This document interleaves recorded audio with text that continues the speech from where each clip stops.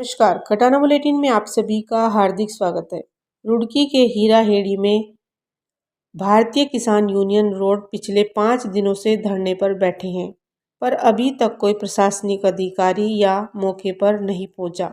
आपको बता दें कि दिल्ली से हरिद्वार निकाले जाने वाले हाईवे का निर्माण जारी है, जिसके लिए किसानों की जमीन अधिकृत कर ली गई है, पर अभी तक इन किसानों को उसका मुआवजा नहीं दिया गया, जिसको लेकर काफ़ी संख्या में किसान भारतीय किसान यूनियन रोड के पदाधिकारियों के साथ धरने पर बैठे हैं। वहीं किसानों का आरोप है कि उन्हें धरने पर बैठे हुए 5 दिन गुजर गए, पर कोई भी प्रशासनिक अधिकारी या राजनेता उनकी बात सुनने के लिए नहीं पहुंचा।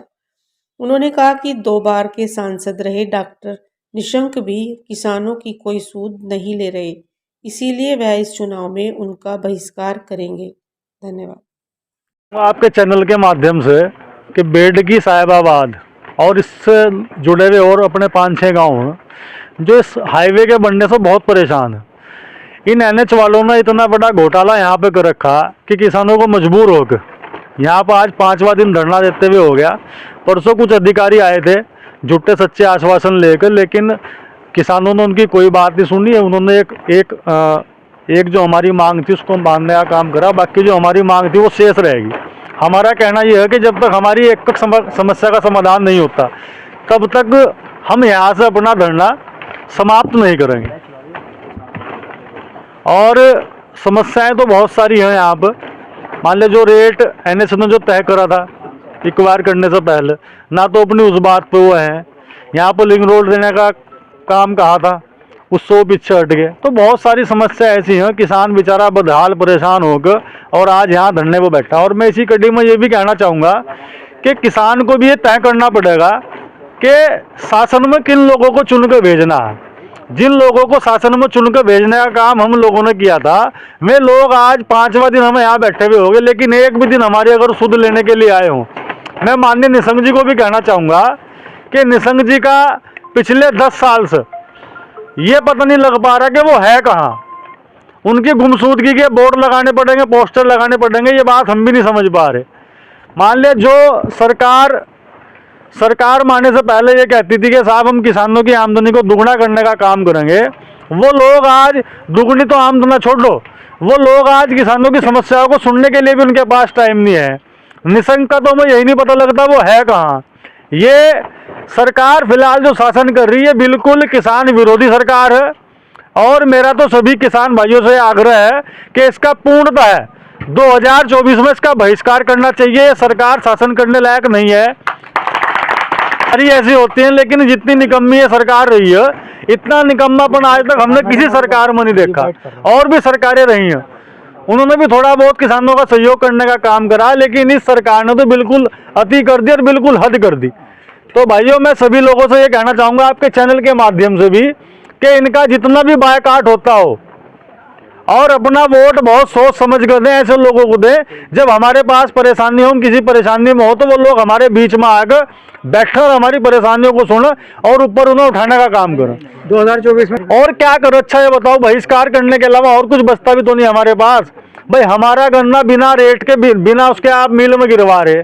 आप अगर एक मोटरसाइकिल भी लेने जा रहे हैं, आप एक साइकिल भी लेने जा रहे हैं, अगर आप एक बिस्कुट का पैकेट भी लेने जा रहे हैं तो उसका रेट उसका मालिक तय करता है। लेकिन एक किसान ही बेचारा ऐसा है जो सारी फसल दूसरों के ऊपर लगाता है, उसे अपनी फसल का यही पता नहीं होता कि उसे क्या रेट मिलेगा। आप किसी भी फसल को ले लो, आप गन्ने की बात ना करो, जितनी भी फसल दुनिया में है उसके सबके रेट दूसरा ही आदमी तय करता है और बेचारा किसान मजबूर होकर उसकी बात मानने का काम करता है। तो शासन में अच्छे लोगों को बिठाने का काम साहिबाबाद के एनएच वालों ने ली है, उसका हमें मुआवजा सही तरीके से नहीं दिया। एक प्रमुख मांग हमारी सर्विस रोड की थी, वो तो उन्होंने लिख कर दे दिया, हमें वो मान ली। लेकिन एक हमारा यह है कि किसानों की ज़मीन का हमें मुआवजा नहीं मिला और वो ज़मीन इन्होंने एक्वायर कर ली। तो हमारी एक तो मांग यह है कि जो ज़मीन इन्होंने एक्वायर कर ली उस पर कब्जा ले लिया जाना चाहिए, उस पर एक तो पैसा हमें दिया जाए जल्द से जल्द। और दूसरी बात यह है कि जो दोबारा इन्होंने अवार्ड बनाया है वो उसके बैनावा के हिसाब से या सर्किल रेट के हिसाब से जो अवार्ड बनाया वो कम बनाया है। और कामों का पहले कम था, उनका ज़्यादा कर दिया, हमारा ज़्यादा था, हमारा कम कर दिया। तो इसमें कहीं ना कहीं धांधलेबाजी है। SLO ऑफिस में भ्रष्टाचार की चरम सीमा है, वहाँ भ्रष्टाचार पूरा है। उसी के हिसाब से जो ले दे दो पैसे गाँव वाले उनका बढ़ा दें, जो सीधा साधा किसान जो गांव वाले बेचारों को नहीं पता उनका कम कर दें। तो ये भ्रष्टाचार कहीं ना कहीं ऐसा ऑफिस में चल रहा है। तो मेरी आपके चैनल के माध्यम से मांग ये है कि वो वहाँ से हमारे गांव का जो मुआवजा है वो सही किसानों को दिया जाए। और एक मैं कहना चाहता हूँ आपके चैनल के माध्यम से कि हमें 10 साल हो गए अपने सांसद निशंक जी को यहाँ वोट देते हुए और उन्हें सांसद बनाते हुए। उनका हम आज तक 10 साल की उनकी पूरी योजना होगी। अब जो 2024 में दोबारा चुनाव आने जा रहे हैं तीसरी बार, आज तक हमने उनकी शक्ल नहीं देखी, ना उन्होंने अपने क्षेत्र के किसानों की सुध ली। और मैं कहना चाहता हूं कि ये अपने सभी क्षेत्र के किसानों में बहुत रोष है। और ये अब की बार इन्होंने सबने मन बना लिया किसानों ने। ये हमारे इधर जो था ये बीजेपी के गांव थे, हमारा बेटे की सैदाबाद भी त्यागियों का ब्राह्मणों का गाँव कट्टर बीजेपी का था। इन्होंने सबने मन बना लिया कि हम इस बार बीजेपी को वोट नहीं देंगे, बीजेपी का हम बहिष्कार करेंगे और खास तौर से माननीय सांसद जी का विरोध करेंगे। ये हमारे यहाँ फेल सांसद रहे हैं। इन्होंने अपने किसान के अपने क्षेत्र के बारे में कोई सुध नहीं ली। 10 साल हो गए, हमारे गन्ने का रेट नहीं बढ़ाया, आज तक 1 रुपया नहीं बढ़ाया, इस सीजन का भी अब तक 1 रुपया नहीं बढ़ाया।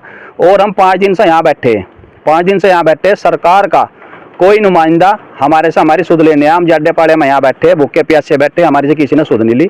तो मैं कहना चाहता हूँ आपके चैनल के माध्यम से कि हम इस बार बीजेपी को वोट नहीं करेंगे और सांसद जी का हम पुरुष और विरोध करेंगे और हम वोट नहीं देने की अब की बार।